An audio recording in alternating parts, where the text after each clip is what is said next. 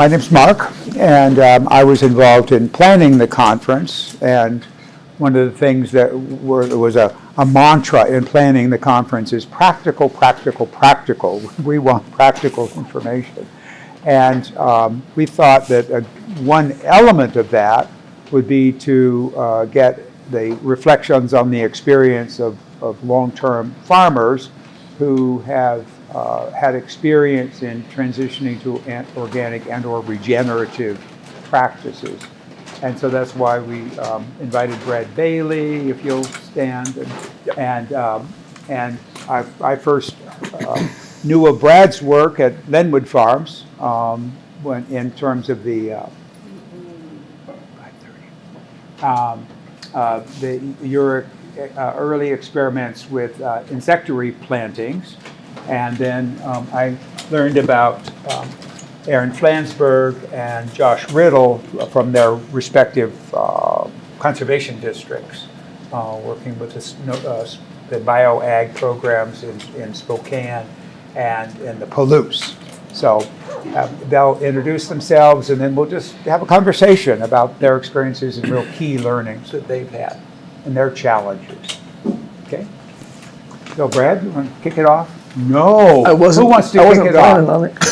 I'll kick it off. Josh has done a lot of talking. He has more to do, so I may as well give him a rest here for just a moment. But yeah, my name's Aaron Flansburg. I'm a fifth-generation farmer just south of Palouse, north of Pullman. I graduated from Washington State University in 2002 with a degree in basically ag systems, so ag mechanics and different parts along those lines. And you know, I came back to the family farm a little earlier than I expected to, just because we had a lease come up. And so I'm in the unique position of having all of our ground, which is about 2,000 acres that we manage, is all in one chunk. And that's kind of odd. I don't have as many landlords as Josh does, but you know, they're all in one piece. So it brings advantages that I'm not farming the highway virtually at all. But it also comes with the situation where everything kind of is in the same microclimate, so it's all ready at the same time. So I have a lot to do in a short period of time to be timely. And over the past 5 years, really starting in 2020, I started my journey into organic agriculture, which at the time in our area, I've heard of neighbors who have done it in the past, but we're in a dry growing region. No irrigation is part of our system. And, you know, it really was kind of a new venture that I didn't have great resources for to know where I was going with. So, you know, I've had several different evolutions in my thinking on the farm, as I can talk to you about, but I have been going through this process. So this was the third year I've taken a certified organic crop off of our ground. Started out with 50 acres, 160 are certified now, and 2027 I'll have another couple hundred come on. 2028, I think probably another about 400-ish coming on. So I'm really headed in that direction. But I'm working with my mom, my dad, my daughter who's 17 has been driving truck with us. My daughter who's 15 seems the most interested in farming, and my son who's 12, I'm not really sure where he'll want to go. But my wife and I live on the farm together now, and so that's kind of a little bit about myself, and I can talk more about it later. But Josh, shall I pass it to you? Yeah. You guys probably heard a little bit, but Josh Riddle is my name, and I farm just on Peelum Prairie and then actually up into Colbert, so it's kind of a local area. It's just right up here. I have a unique situation where I do have a lot of tracts of land. I have 100 landlords. That has been pretty easy to deal with. I did have some organic ground about 6 years ago. One of the things that I learned right away is you should have a plan. Know who your people are going to be, and that's where I struggled. I raised some great crops and had nowhere to give them and nowhere to sell them. And that was mainly where we were doing some alfalfa grass hay, and then we did some small grains.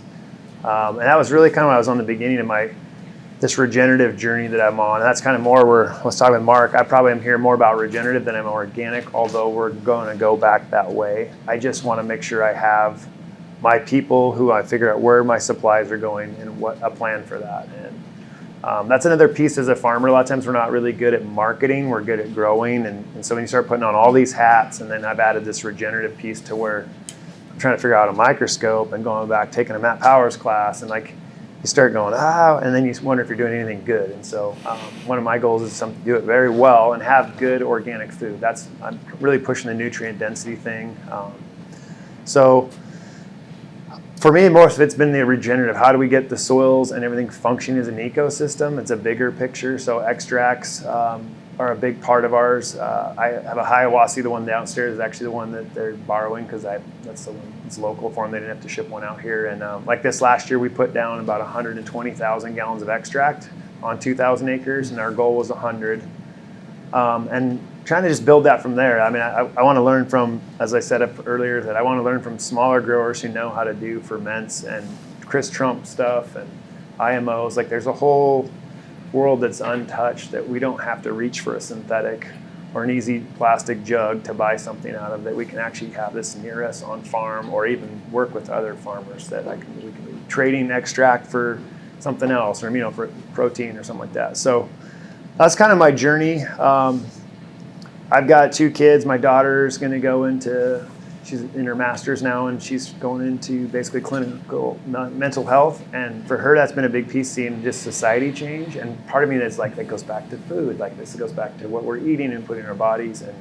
And just it gets frustrating politically and everything else. So I have a son also, and I don't know what he's going to do. He's playing lacrosse in college right now. And so I farm uniquely in the sense of I don't have what this guy has, where you're worried about passing this on to the next generation. I'm 4th generation, but really there's no land left around us to farm, and we have a small farm. So I get some freedom there that I don't have some stress that some of these guys actually have. There's heritage pressure, which is what for me is exciting. For new people, I'm like, you can do this, and there's a piece of freedom there, and you can build something.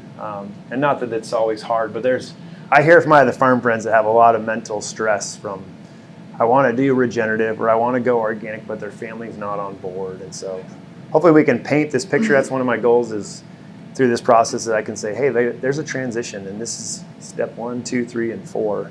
And to go organic will be, it's like I said, it's kind of one of our goals again. I hope to be at least 1,000 acres in probably the next 6 years is my goal. So we're going to start transitioning here this next year and picking chunks along the way. So. Right? Okay, my name is Brad Bailie. I farm down in Connell, or near Connell. So if you're ever driving down 395 to Tri-Cities or Portland, you pass right by my farm. And let's see, you want a little bit of history of the farm? So it's been in my family. I believe I'm 5th generation. The grandparents might have been too old to be farming, so I'm counting them. I'm either 4th or 5th. So anyway, we've been on the land since the early 1900s, and it was a dryland wheat farm up until the mid 80s, when my dad put most of it in the conservation reserve program. And then, let's see, so I was in college in the early 90s, and some of that CRP land started to come out, or they're 10-year contracts, so we could start to take some of it out. So in the early, let's see, I'm trying to think when this all happened. Early 2000s, it started to come out of CRP, and that was about the time I had been overseas doing some ag development work. And well, before that I had been farming. I graduated from WSU in 1995. And then I worked for a seed company, and then I started farming with my dad. But I was growing conventional crops and not vegetables, mostly like reclamation grasses and forbs and different things like that. But not totally sure that was what I wanted to be doing in life. Definitely didn't feel great about using chemicals. I didn't know what the alternative was really at that point. I didn't have the concept of organic. But definitely was searching, and I took a year off farming. My dad was gracious enough to let me do that, kind of took over for me, and my brother-in-law helped out a lot. And so I was able to go to Guatemala, and I worked in Guatemala for a year. And that was kind of where my eyes got opened. I went down there as and supposedly the expert, which I was not the expert. But we were trying to work with native Mayan population to diversify their crops and be able to produce sustainably so that they could break the cycle of poverty. So anyway, that was a kind of a life-changing experience for me. And I was promoting things that I didn't do back home. So like organic and, all these things that I was pretty skeptical of, because I remember having a soils class, John Regenerative. I remember he had just come back from a sabbatical in, I think it was in New Zealand or Australia somewhere. And he was all geared up and excited about biodynamic. And I remember listening to him talk in class, and I just remember being very skeptical, like, this is nuts. What is he talking about? And I still don't understand the whole biodynamic. I mean, I understand it, but I don't try to farm biodynamically. But it did open my eyes that year in Guatemala. It was kind of like the epiphany year for me. And then I came back, and that was about the time when the CRP started coming out, and we had some water, some deep wells. One deep well that we hadn't used because the ground had been in CRP. So anyway, that was my first chance to take on some of our family land, and I decided to go do it organically. And basically, I haven't looked back since then. And so it's been a journey, but I get to talking too much, and so sorry. No. I was just trying to give you a backstory on me a little bit.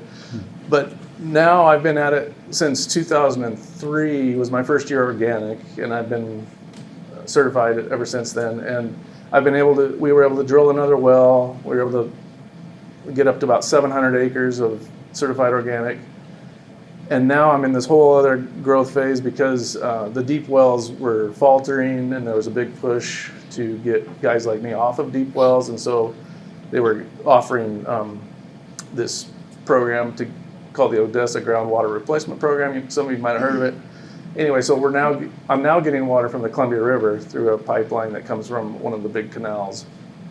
And so now I've actually been able to up my acreage to over 1,200 acres, and I have full water on all those acres. And so now I'm going to be able to expand my operation, and it's overwhelming to think about because it's a lot to manage organically, especially when you have full water. I mean, it's great because one, we're not depleting the aquifer, and two, I have all this water to grow cover crops where I struggled before. I didn't have enough water really to plant cover crops all the time, so there was fallow ground. And so now I'm in an ideal situation for just doing everything right. If you can't always do everything right. And I actually have way more questions than I have answers. I come to these conferences and I listen to these guys doing what they're doing, and I totally think, man, I have no idea what they're talking about. And I don't even know if I want to go down that path because it looks like a lot of work. And, there's something to be said for it. You have to figure out what you can handle.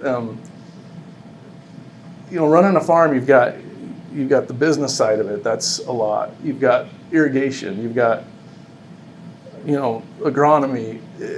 And then you start adding in extracts and compost teas, and it's like pretty soon your head explodes, and you're like, I don't know. I try to just do really basic things like a lot of cover cropping. Beneficial insect habitat is important and something I've really tried to cultivate on the farm. And there's so much. I don't know. I've been at it for a long time, but every year I feel like, man, I don't know what I'm doing. It's like every year you learn something, and sometimes you have successes, sometimes you don't, and then you learn from other people. And like I'm really intrigued by what you guys are doing, especially with those extracts. But like I said, I don't know. That looks pretty intense. And anyway, I brought some pictures so that I just wanted to talk about. So the main thing was growing cover crops on my farm, and like that's the base of all my fertility. But you have to figure out how to get the cover crop incorporated. And so, some people aren't really into tillage. They think that's a very negative thing. I don't tend to agree with that, but I do see, I tried to, so this is kind of an extreme way of getting the cover crop incorporated. So I'm mowing it up front with a flail chopper, and then that piece of equipment, the blue one in the back, is called a spader, a rotary spader. So it's actually tilling in about 10 to 12 inches. So you take all this biomass up here, which in a vetch triticale cover crop, you can have many, many tons per acre of biomass. And it can, like if you're just talking about nitrogen, you can be working in 250 to 300 pounds, maybe more than that, of nitrogen with one pass. Because one option would be to graze this, and I've tried that, but then bringing an animal aspect into the farm is another layer of complexity. If you don't want to own the animals, then you have to find somebody that's willing to bring them on, and then you need to have someone that's willing to take them off when you need them off, and sometimes that doesn't always work because they're not ready to go to wherever they need to go. So not to say it's impossible, but there's just a lot of intricacies in grazing cover crops. And I think, who can flip to the slides? I don't have a control. Just hit the next arrow on the keyboard there. Good. Thank you. So instead of last year or the year before, I decided to split a field. So this half of it I spaded like I did with that other photo, and then actually the spader broke down. So I had an idea to go ahead and spade the whole thing, but it gave me the opportunity to just mow it down. So then I did this, and so all that residue just got left on top. But then you got to figure out what to do with that. So I had to mow it a couple times because it wanted to keep growing back. Yeah. And then because I grow crops like onions, then at some point you have to get that soil back into a state where you can plant a really fine seed, and you need good seed to soil contact. So all this residue, you can't just leave it laying up there. And my theory has always been, you want to feed the microbes, so why wouldn't you want to incorporate all that? Well, the people that think tillage does a lot of damage to the microbiology, and I believe it might do that, but I think it recovers pretty quickly too. So I guess I say all this to say, I'm trying different things. I don't know the best approach, but I think the next slide maybe shows the livestock situation. I had sheep come on, and they're great, but then also, like I said, it would be different now because I have all the water I need now, but before I didn't have enough water to really, like there came a certain point at which I had to not water my cover crops anymore, and all the water had to go on the cash crops like onions or whatever I was growing. So if you kept the animals on too long and that cover crop sucked too much moisture out of the soil, which was easy to do because this is like in June when we're getting ready to incorporate, there comes a point at which it gets too dry and you can't even work it in. Like the ground's too hard to really do much tillage. So there's just so many pieces. Yeah, go ahead. How long do you have to wait after turning it in? Because nitrogen gets bound up to process all that greenery you're putting down. What's the gap there? How do you accelerate that process? Generally, so now it's totally different because I have water and I could come back and plant something right away. In the past, it always went fallow for a period of time after I worked this in, but there was decent moisture there generally. So that nitrification or I don't know what the word is, but I should know because I studied soils. I've forgotten all that. But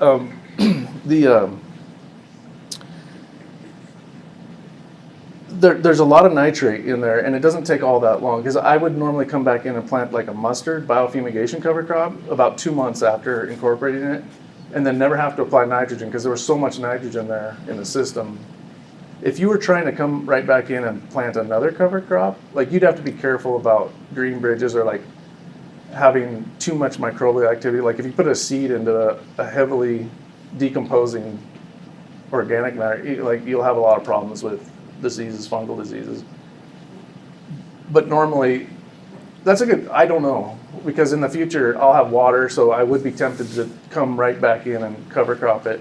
And I don't know how long it would take for it to be available to grow the next cover crop. So, yeah, I don't know exactly.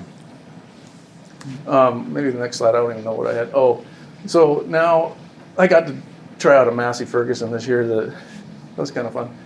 These European tractors are way too fancy for, I mean, there's so many functions on them that you can, anyway. So this is just a Sudan, and I think there's some mustard in there and some tillage radish and some forage collards. You can't really tell, but that was just mowing it down. And now that I have water, I can mow it down like that, keep watering it, it'll grow up again, I can mow it down. So I can create a lot of biomass that way. But again, at some point, you've got to get it worked in. So that's the dilemma, like how much tillage do you want to have on your operation? And it depends on your crop rotation. Certain crops you can plant into a lot of residue, other crops you can't. And I grow things like onions, so you have to get it to a state where you can actually plant into it. I don't know, let's see, what's the next one? Oh, so this is the other part of what I've, like if you wanted to just talk about two core things that I try to do, cover cropping and beneficial insect habitat. Those are like my two pillars. And I enjoy doing those. So this would be what I call an annual insector. I have permanent insectors like in my pivot corners that would have more like diversity. This happens to be a pivot road, so we have to be able to drive to the center of the pivot where the filters are, where we have the drip irrigation system for the onions. And instead of just having an open road like would normally be, I decided to go ahead and plant, this is alyssum, sweet alyssum, and it's an amazing insectary crop because there are a lot of beneficial insects, and I've had WSU out on my place, and they've found just a massive amount of beneficial insects in my onions, and like, what was the one? So thrips can be a real problem in onion production, but there are a lot of predatory thrips as well, and they found they couldn't believe the amount of predatory thrips they found on my place, and I found green lacewing, a lot of ladybugs. So having habitat right through the middle of the field is great, but it's a lot of work to do this. Like it'd be easier probably just to keep it bare dirt, but I'd rather have something out there growing. So it provides some habitat, but that gets disced in or tilled in when the onions are gone. Because the next year I'll be planting something else there, and I don't want alyssum. Well, things change, and you can't always have alyssum out in the middle of your field. So, and it doesn't seem to become a weed, so it's a good insectary crop.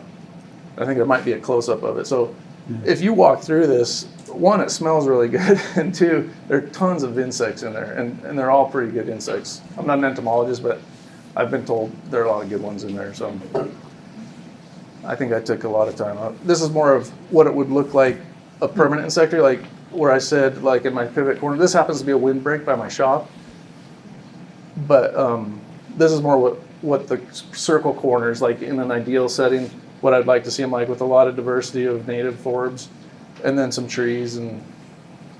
But that's not easy to maintain. Like this was in the first couple of years of seeding this, and I was overhead irrigating it for the first couple of years just to get it established. And then I pulled the water and just had the drip lines on the trees. And then pretty much all these alleyways have gone down to just a couple species like yarrow and flax.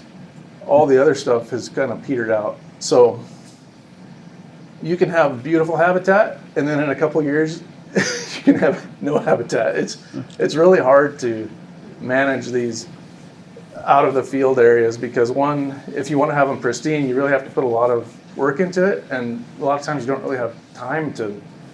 I mean, that's like, you've got coyotes eating on the drip tape or the drip lines, or voles or deer eating the trees down and nothing. So, I mean, there's a lot of different things to think about. So I think that's about what I wanted to say for now.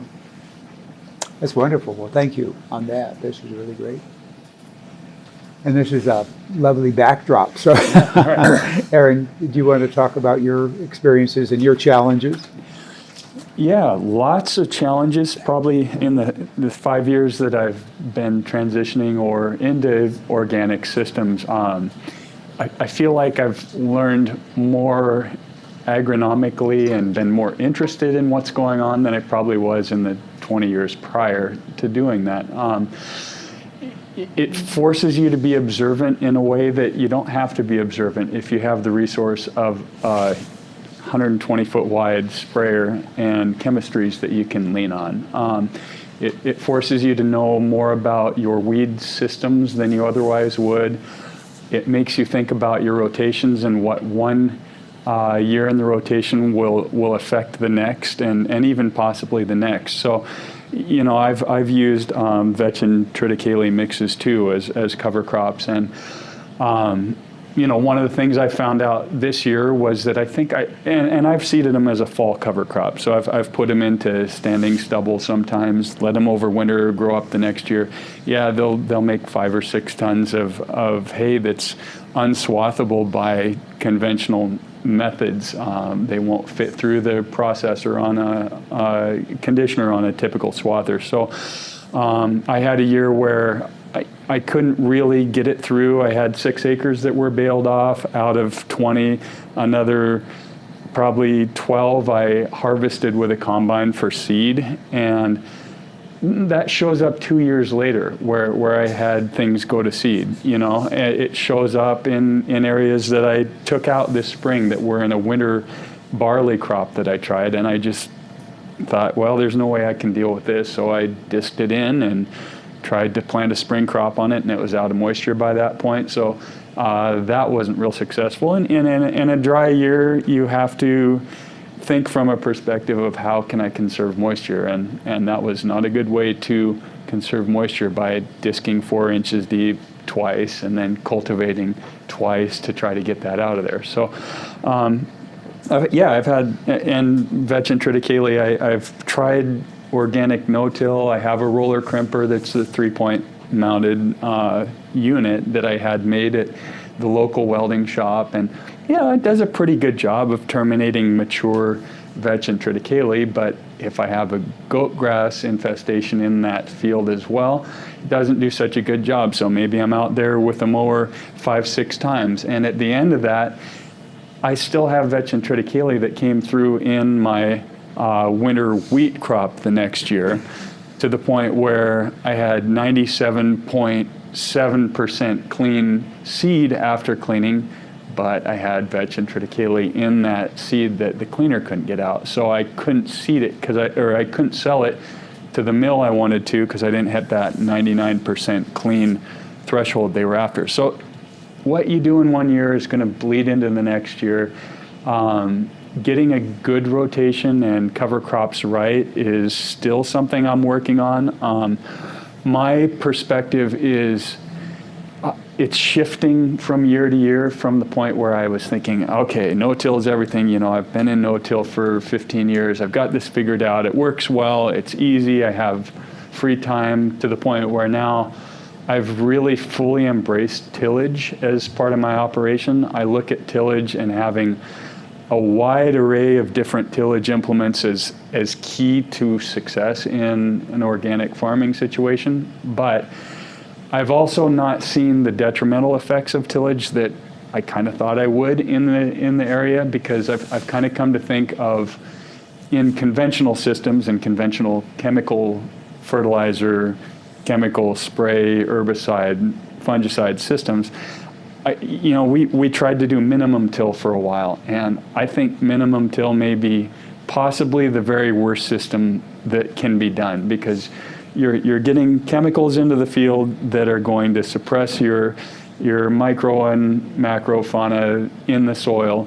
They're not going to rebuild the soil structure in the way that they could if those acidifying agents weren't present, or other fungicides or bactericides were present, and your soil structure is not going to rebuild in the way that it will if you just hit it with iron. And I've hit fields with iron to the point where you'd think that's a crazy amount of operations. Like, there was one year I did 20 operations in a field, which is 20 passes over with a tractor.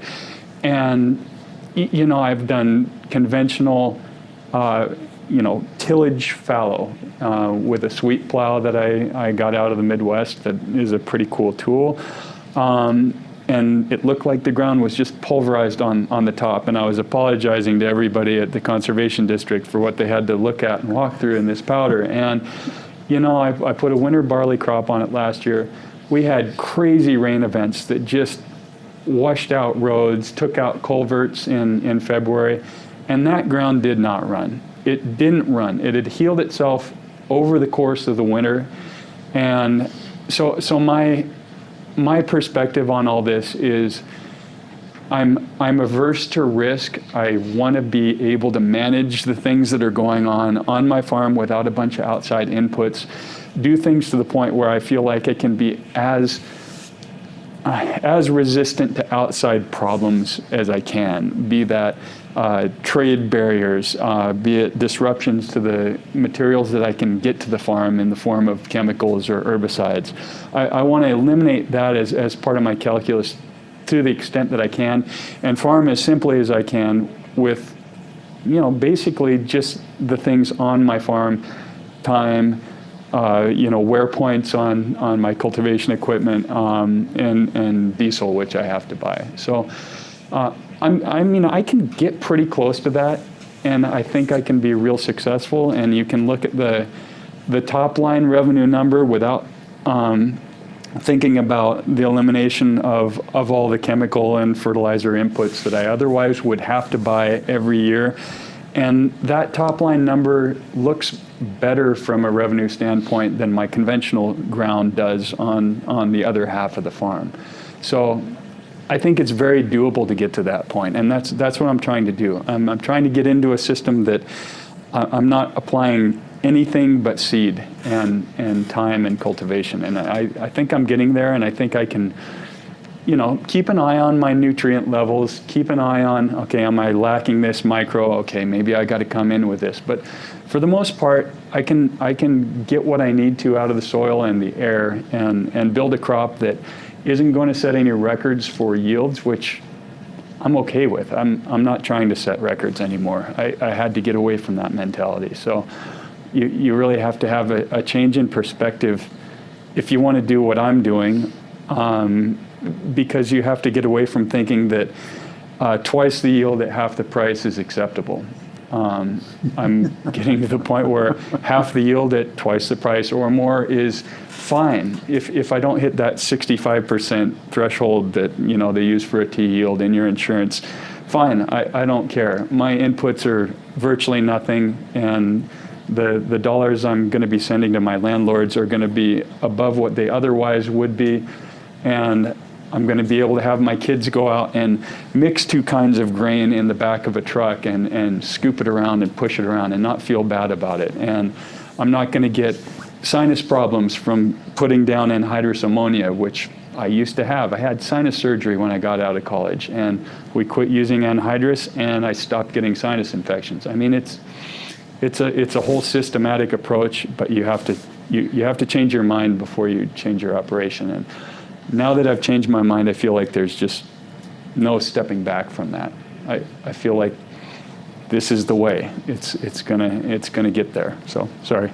Thank you. Does anybody have any questions? I feel like I can just talk about random stuff, and then I go on a trail and I have no idea what I'm talking about anymore. So does anybody have any questions, or what do you want to talk about? Or do you have a question you want to talk about? And what occurs to me is the challenge of marketing, and each of you can maybe speak on that, because you said the reason why that you had certified organic land, and that you let go of your organic certification because you didn't have a market for the crops. So that was a real thing. I kind of like where you transitioned out of CRP ground, I transitioned from a landlord that was an old crusty ground that was just kind of his back pasture, a little bit of, he'd go cut it for hay, and so it helped me transition to organic really quick. And we revived it. But really, even know your market around you. Like Spokane 10 years ago, organic was not affordable for a lot of people, in the sense of if you saw what was at the store. So if I was looking around in the markets going, okay, organic hay should be this price, people laughed at me. And so then I just sold it for the same with way less yield, because there wasn't a lot of inputs I could do to drive that crop. But I also didn't know what I know now. I think with brewing, like on-farm aminos, which are grains where you have, like, we used a bunch of spent grain this year, and I say spent grain is we clean our own seed now, we keep it, but we have all the seed that doesn't make spec, and it's usually not very weedy, it's usually just some material in there. So those, I would create an IBC tote, and so you can take that, and that's now an amino protein for a fertilizer source. The cover crops, now what I know about cover crops, you can really push a cover crop to put whatever you want back in that soil, and so that's part of the challenge. And now knowing it's become kind of a buzz. Food is healing. People are thinking about what they want to eat, and those are the things that drives me. I worry about what I eat. I look at labels now, and I wonder, like, is this good or bad, or how does this affect my health? Graham Sate really pushed that last year with the boron. Like, when he was talking about his grandfather, I don't know if you were here, but he's talking about his grandfather not having boron, and it set off a parathyroid to have cancer in his throat. And I was like, man, that was me like 7 years ago. Like, that's my journey. Except for I had the surgery, and I thought I wasn't going to be able to talk when I came out of it, and I was able to, but I left there and I went to my doctor and I said, hey, can I get a boron test? And he's like, no, there's boron in peanuts and this. And he's just like, that's insane. And you don't want to eat very much of it because you'll die. And I was like, oh, you have all sorts of problems. And so found a new doctor and went in there, and they called, it was on a Monday. He couldn't figure out the test. Wednesday's like, I got the test for you, go in. Saturday morning at 7 o'clock, he calls me and says, hey, I got a red flag email. You have like 0 boron in your system. And I'm like, no way.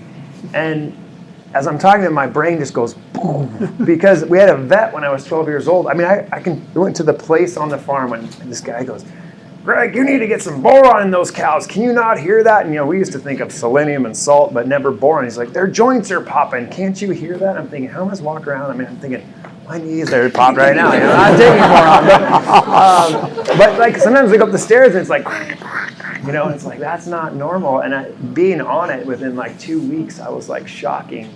And what's even crazier, not to digress too far, but that boron, which our food is so depleted in nutrients right now that it's triggering like a lot of autoimmunes.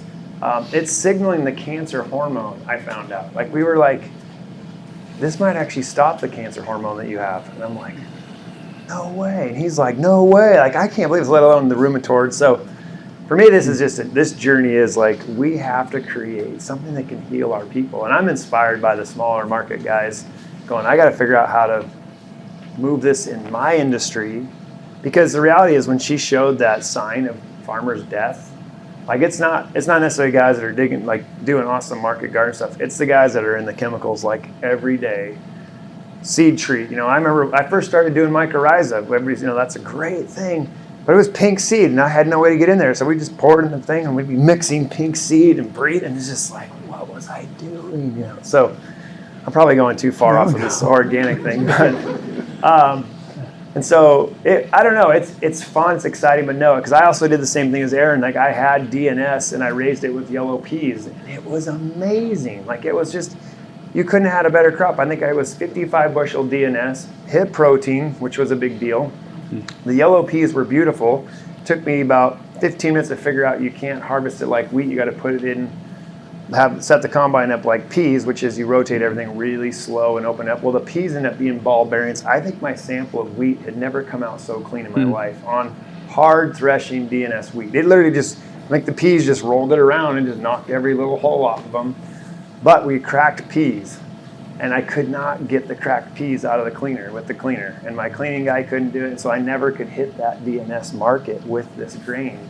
And we ended up saving it for seed, and you can seed cracked peas in DNS, it's fine, there's no problem with it. But those are things that I was just like, man, I know nothing. And so mentorship's gonna be a big piece of this, like I would say, I mean, I'll be, as I'm transitioning, I'm gonna be calling like, which piece of equipment do you have again? And now that I'm like Denver Blackslick and Trent, like, you got to talk to that guy. He's got it figured out of like, because the pests are real.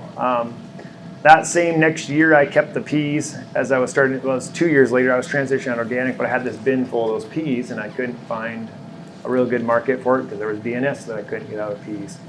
And so we planted them, and I'd done some spraying when I was younger for like a guy that we were doing custom work, and I'd been in some insecticides a few times. I came home just beat red in the face, and so I had these peas, and my field man came out, and I see him, and he said, man, you're at the threshold for weevil. Like, this is game over. You got to spray. And I was like, I'm not spraying that stuff.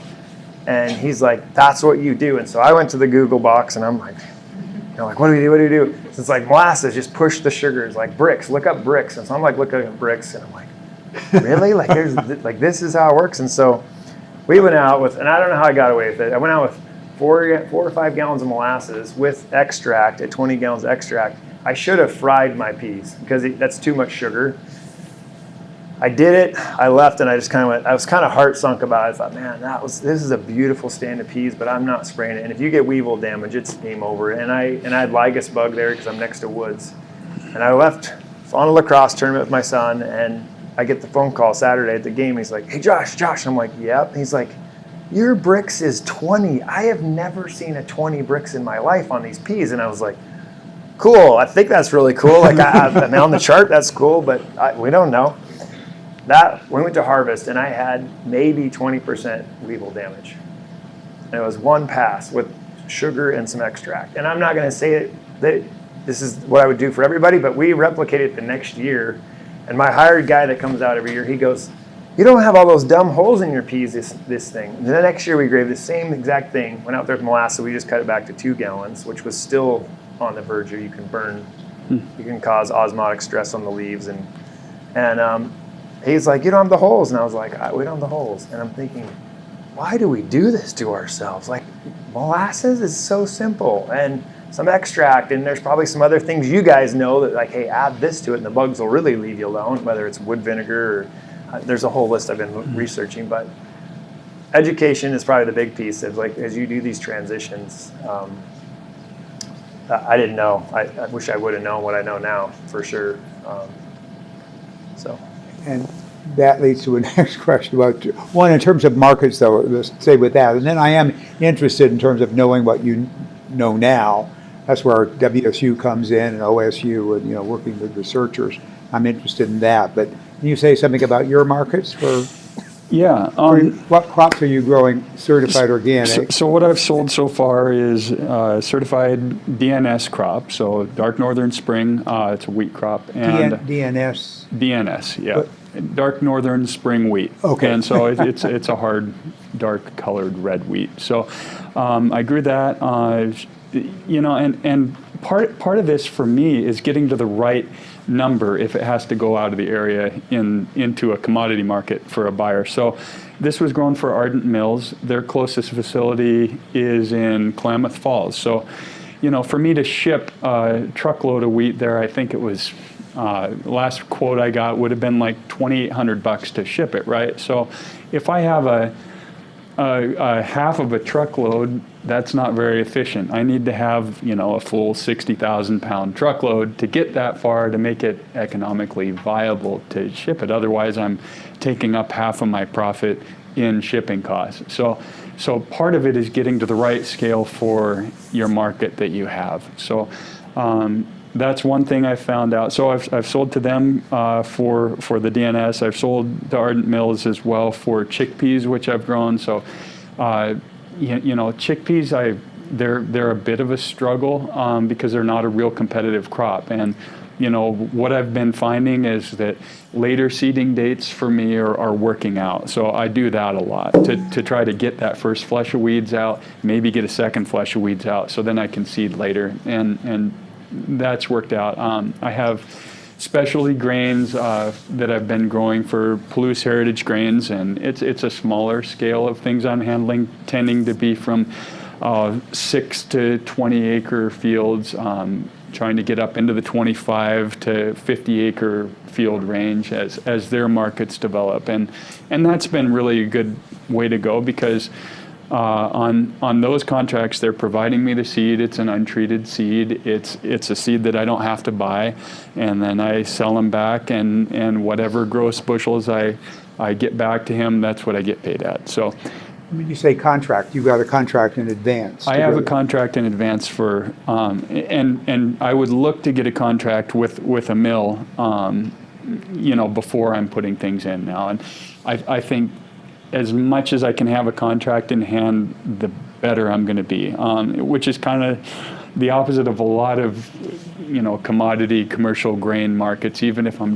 dealing with a local co-op, most of those I'm growing, hopefully I'll have a good price at harvest and I can sell it there. I don't want to forward contract too much because I am on the hook for delivering all that. So, it's a different perspective to try to lock down your markets before the crop goes in the ground. And if you want to hear more about that, Doug Crabtree talks about that. He's a fellow from Montana who's I've listened to podcasts with him on the Real Organic podcast, and that's really good source of information about how to try to structure that. But, then I have things I don't know what I'm going to do with. I had a crop of winter peas that had 64% weevil damage and 94.4% damage and defects total, which I stored in a bin for a year and then dumped on the ground. So I have about 5 1-ton totes of organic flax that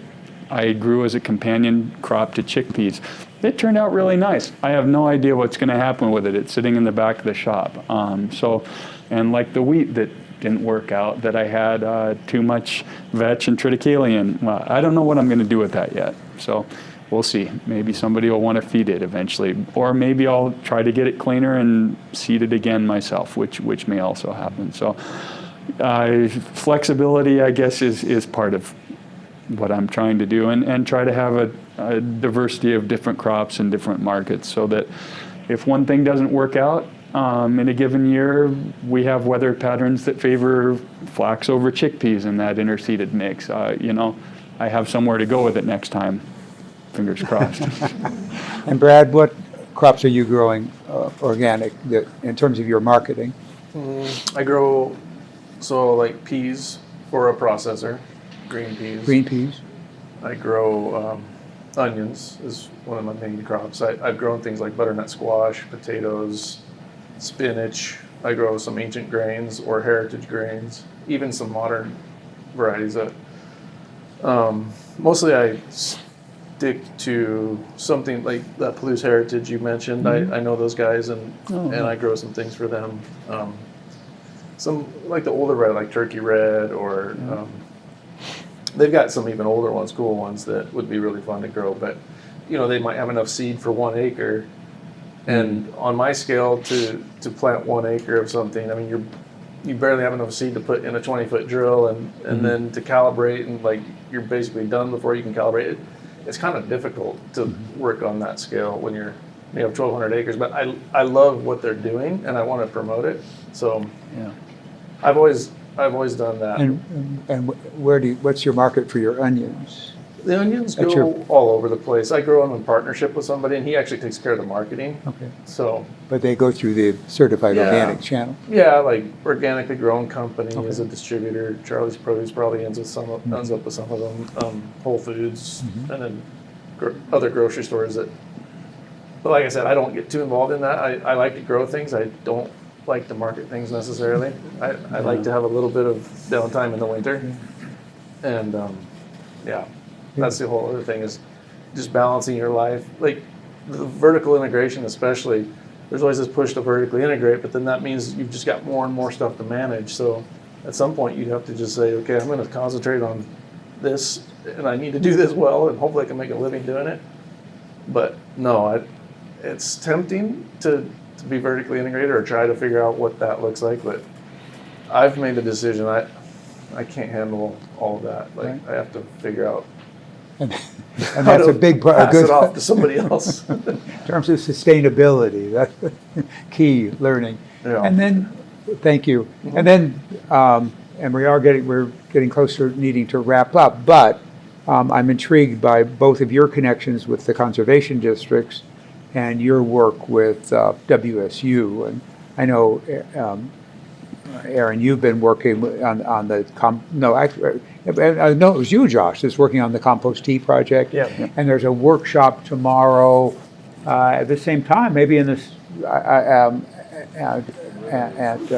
4:00 on compost teas and extracts. And can you say something about how that connection happened with WSU? Maren was looking for some to come out, and she was DNA sequencing. Who was there? I'm gonna probably botch this up, but she's come out. I feel like they've done it. We've worked with Idaho a little bit, and they're doing. You guys are running the Palouse or the Flourish trial, correct? I'm not, but Ryan is. But so we've worked with U of I, and that was on cover cropping, and then they were telling us soil moisture, EC. Biomass, what was in there. We were doing soil samples before and after. We worked with can you grow organic matter, running cows, not running cows. Like it's been great. It's like 40, I think there's 30 or 40 of us in that trial. Wow. And it's picking up. Like this is, the momentum of there's people obviously in here that are from the colleges, but that momentum's picking up. And for me, it was really hard for a long time because I was like, what I want to do, WSU keeps saying, don't do. Like in some ways of like, this industry standard, and they've done it. And I'm like, well, is there another way? But now I'm like, everybody's on the same playing field. Like what's really happening here? And soil health is the number one thing for everybody. And it's probably always been WSU's. Just don't have the history there, but so it's been really fun for me just to have different people on the farm, finding out new things. People pitch you ideas. You start to learn. So, Yeah. And what's your experience with working with WSU, Aaron? You know, I went to school at WSU, and the program I went through, I never had any sign that organic was interesting to anybody in that system. And, it seems like that has shifted at the university now to where they have organic programs, sustainable farming programs. And I really need to get back in contact with some folks there. And I think part of getting back in contact with them would be good to just have a mentorship program that people could come and intern on the farm, come see what it's about.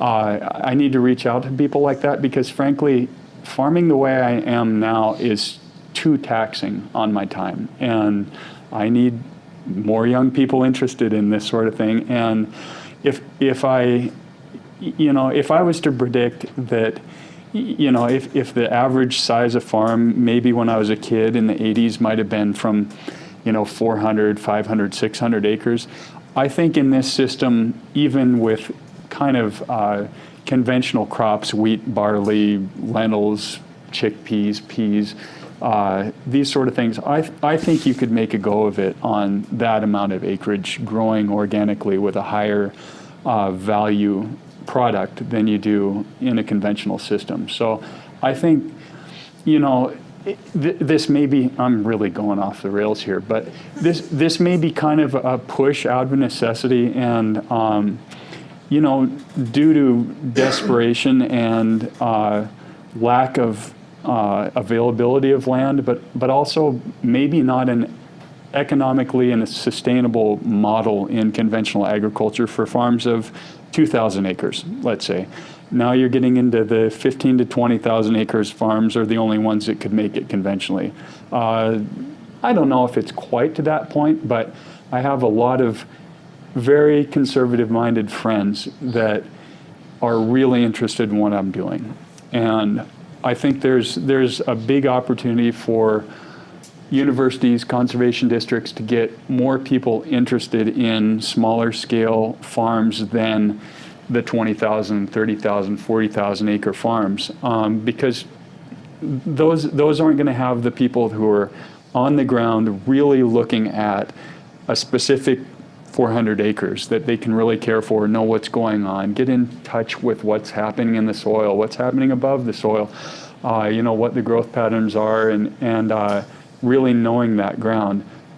Because you're just going to have to hire so many people to manage it that aren't going to have that same vested interest. So, it could be good for ag departments. It could be good for conservation districts to have more of this happening. And I feel like there's been a real blind spot historically in the universities to look to the next scientific thing that supports the best grain that's suited for the conventional system, which fertilizer that's a chemical fertilizer, protecting the crop with chemical inputs, eliminating fungus by a fungicide. So, they're looking for the highest yielding desirable characteristics within that system. And I think there's a huge blind spot there that, I haven't seen long-stemmed wheat varieties coming out with a lower yield, and that's what I want. I want something that's going to outcompete the weeds, get above it, and these heritage ancient grain varieties do that. And, I was like, oh my gosh, I didn't get the lamb's quarter this year. And lamb's quarter is kind of my spring weed. And, I've rotary hoed it, and I still didn't get it because I was just this much too late, and it rained at the wrong time. And I had lamb's quarter like 20 to 50 plants per square foot in places. I'm like, what am I going to do? it stopped, it dried out, it was this tall, it didn't produce any seeds, and I, had a 30 bushel wheat crop over the top of it. And that's what these vigorous growing grains can do. So I want more of that from the universities. And with that, I feel like conservation districts, and I'll criticize them a little bit here, have been focused on no-till is the be-all and end-all of everything. And I just think that's a way of saying we need chemicals, and that's it. Like, I think you can't convince me that I can do organic no-till on my farm. I've tried it, and I may use some no-till principles and some organic no-till principles. I don't think I can get a crop off of it and outcompete winter annuals that are going to come through that straw mat that breaks down too much. I'm not there. So anyways, I'll get off my soapbox. I'm sorry, but Well, yeah, that's what I want well, from thank you, and from all of thanks to all of you. And I'm going to guess there are some questions. We have just 15 minutes left. Are there any questions? Yes, Doug.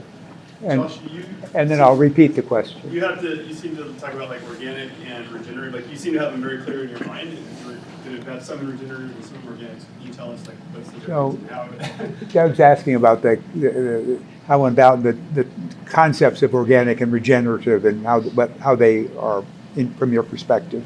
Like, so you're saying, I seem like I have them in two boxes? Yeah, you Okay. were talking about you got land in this way, and I think you said you wanted to go back. I do want to go back to the what are I'm also Oh. just like specific practices that like you So I'm probably gonna be a little bit different, Aaron, and I'm not no-till through and through, but I want to live and die by that roller crimper because it's got some interesting disturb. If you're not going to run cattle and you run a roller crimper and you fill that thing up with water, I mean, it's amazing what it has. This funky, like I thought about even changing the shape of it to hooves, but that's something like that. But I'm probably already like offshoot. Like I do squirrel a lot, but I really don't see them different. Like I just want to see food as like it's healthy, and it's going to take a while. And I don't know. For me, I want to. One thing is I got to be really careful because I have to. I'm conventionally farmed. I'm conventionally funded. I'm conventionally insured.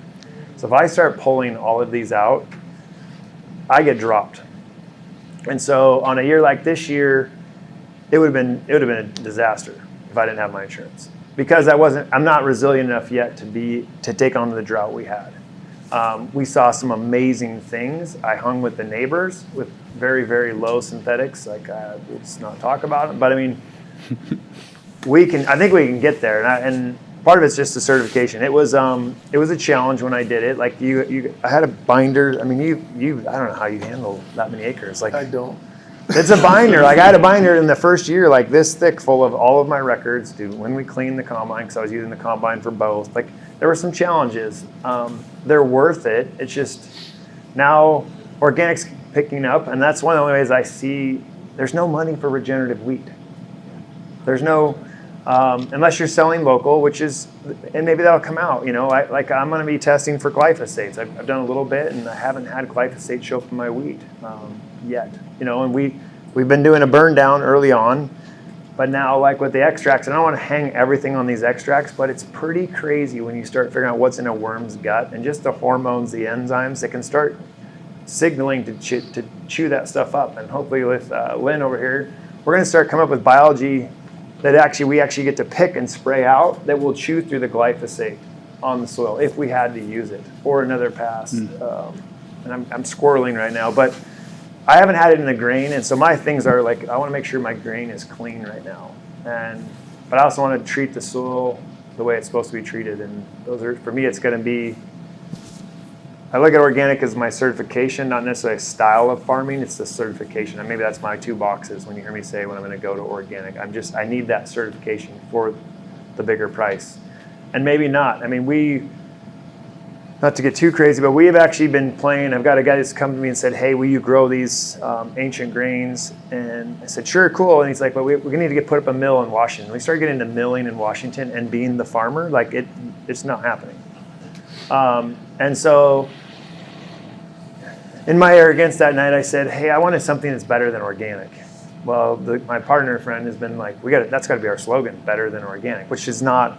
I don't want it to be a dish, but he was like, what if we can make something that good? Like, what if it's like, maybe it's this heals you. But he also said, what if we just say, we clean our grain, we bag it, dare to eat if you want, otherwise feed it to your chickens. And maybe something will come out of that, and it's like like a whole other little movement of like, how do we get deregulated on some of this? Because the organic it's daunting when I look at it thinking I could have 6 to 7 crops. I don't know how you're doing it. Like actually I'm like, I really kind of want to know. Like I'm like, how does he manage that?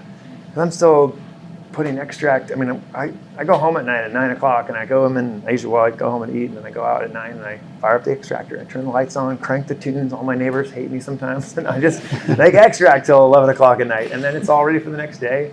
And I go back out, and it's daunting. It's some of this tip of the spear stuff has been a little bit like but I've gone all over from your question, but I don't look at them as different. I want farmers to be a community again. Like the reality is organic growers are gonna teach me so much. The guys that have been doing this for a long time are gonna teach something. This guy has knowledge. Like he's saying he's burning out. I'm like, don't go, dude. We gotta find this. Like it's gonna go away, because he's gonna probably go do something really cool in South America or whatever, and he's gonna say, see you, Washington, and we're gonna be like, dude, where'd that guy go? Like we need to so. Wonderful. And another question? And project. Yeah, I will. I can. So the subject is transitioning to organic or regenerative. And all the conversation seems to be cover crop, or now extract. Well, that's good. But your boron situation was interesting to me. I understand that different soils may lack some basic nutrients. And I can cover crop all I want and extract, hoping the biology will extract everything I need. But if it's not in the parent material, I still need to have a relationship with my agronomist, don't I? I mean, is that, or does that get lost in the conversation? Because we haven't heard anything about that. It's all this new extract stuff. What about the basic principles? No, and I think Soil utilization. And I'll just say, because for the recording, the question is, what about the basic principles in terms of soil nutrients? And are you confident you're getting them with or are there other things that need to be done to get the soil nutrients that might be missing in your soils? Because the conversation about transitioning is all cover crop, all extract. Are we dropping the idea of like basic mineral kind of things? Oh, we'll throw it in the compost a little bit. But I haven't heard any of that in the last couple of days. Do you want to talk about that, Brad? Well, I was going to say, so I didn't mention the whole story. Like, I cover crop a lot, but I also bring on rock phosphate, calcium, the things that I know. Yeah, there's boron deficiency, zinc deficiency, manganese deficiency. That's a complete conversation. So, yeah, it's not just cover cropping. As for my nitrogen, I like to just cover crop because I don't like bringing manures on. I've farmed without any sort of I can't say that. I've brought some off-farm nitrogen on, but mostly through just the nitrogen fixation happening with the legumes. And I've tried to design my rotation so that it works. So like my big nitrogen users, I plant after that intensive cover crop, and then I might plant a grain that can scavenge for it, and then I might go to another legume, so a pea, and then I'll follow that because it produced a bunch of nitrogen. Then I grow a mustard that can then go extract that. And the Sudan grass, trying to find crops that can go down and if there are any nutrients that have been lost, try to pull them back up. And so, it's not just simple, I cover crop, but I do pay attention. I have an agronomy degree, so I know the things to be looking for. But I try to do it in as simple and as cheap of a way as I can. So it gets a little overwhelming because everybody comes to the farm and says, hey, I've got this liquid that's going to just make the difference. And I feel sometimes like I'm missing the boat, because I'm not doing that. And then sometimes I totally lose my confidence and say, oh yeah, give me this, that, and the other, and I put it all on. But I can't tell the difference a lot of times, and it's really hard to get to the bottom of it. Like, what did I just spend all that money for? I don't know if it did anything, because a lot of times I'll leave a check, and I'm looking at the check going, that actually looks sometimes as good or better, but I don't want to be the one that's just his head stuck in the sand, not, like this whole extract thing. I'm intrigued by it, but honestly, it makes me tired thinking about it. Yeah. So I don't know. Yeah. Look how well he's holding up, though. Well, I don't know. But, I mean, to his point, yeah, we can't give up. I mean, it's testing. So here's the other problem. Farming in a conventional world, there's very little money for testing on our crops afterwards, unless the university comes in to send off to these labs are expensive. 3 years ago when I went down I worked with Mike Nestor, and we went in and we did a total nutrient density or total nutrient digestion of my soils. And then we also looked at what was in the total bank. I have enough phos for 40 years. Can I get it out of the ground? Nope. Am I low in moly? Yep, and it shows up every year. But I know that there's other things like boron. We watch it, and I actually have I just bought the new Sensi gun. Matt Powers talks about where I can clamp it on the leaf and tell me what's going on real time. It's similar to a sap. So I hope it doesn't just say cover crops. That's why I said for me, even the cover crops, my beef with it was with the animals. Like, yeah, it's only going to work if you put cows on it. I'm like, well, man, I've seen cows not work so good with my cover crop. Like, you got to tailor to what you need to do, and you need to pay attention. I mean, I don't want to mine the soil, and I also don't want to be the guy that like has the crappiest looking crops every year. Like, I want mine to look lush, green. Like, so I hope that's maybe not the message that you're hearing, but it's an easy way to walk into this is what I would say. It was probably one of the biggest things that pushed me to go, because the extract led to like, oh, well, can you do a brew or a tea? Or can you do, can I do a ferment, the plant fermented juice? Like those are similar things. And we also need to realize plants are like humans. We do much better homeopathically given vitamins and minerals and nutrients. That's why we're supposed to get them through our food versus just taking a pill. And a lot of times we treat farming that same way. What's that pill? I got a boron deficiency. Just give me some boron. Let's go, But is there a way to get boron out of the soil a different way? Is there a microbe that can help me mine that? Or is there a ferment that has a plant that we can ferment that has boron in it and put it out there, like the silicoic she was talking about? So for me, I'm watching it because I still have very conventional. It's part of like disease comes from it. When you start missing certain nutrients and that sort of thing, you see the plants get sick. So does that help answer? Yeah. Could I say something about my own perspective on cover crops, which is partly for yes, having some nitrogen building, yes, building carbon, but building organic matter for water retention, or actually for depleting the water in the top couple inches of soil. So I noticed this a year or two ago where I had a cover crop that I took out when it was about this tall in the spring. So it was a winter seeded cover crop. Took it out about this tall in the spring. And I don't know if it was a combination of just slightly drier surface 2 inches, or there's some allelopathic residuals from that cover crop that suppressed weeds, but I had a virtually clean organic barley crop. And so I have more reasons for cover crops than just that, but I would also say, there's a place for micronutrients. In the conventional chemical agriculture side of things, they often don't push that very hard, and I don't even necessarily have access to an organic certified just boron source through my conventional systems and my retailers in the neighborhood, which may be more common in the basin, but like where I'm at, if I'm asking for something specific to micros, and maybe I can get zinc and I dump it in the starter and my drills and stuff like that, but it's not always super available. And in my conventional systems, I treat it like it doesn't matter most of the time. I put on 80 pounds and 20 pounds of phos, et cetera, and I'm still getting record yields historically on some of those conventional crops, just because some of the new seed varieties are so good that I think they're overcoming deficiencies we have and work really well with that system. But that's not the system I really want to be in. So. Well, thank you. We've run out of time, but this is clearly a lively conversation that's going to go on for a while. And one thing I feel about this conference is it really has taken it to a new level, working with conventional farmers who are transitioning, and other people who are exploring various aspects of regenerative agriculture. So it's been a real rich conversation, and thank you, thank you so much. And Josh will be in the compost teas and extract workshop tomorrow. So thank you, and we'll see you tomorrow morning.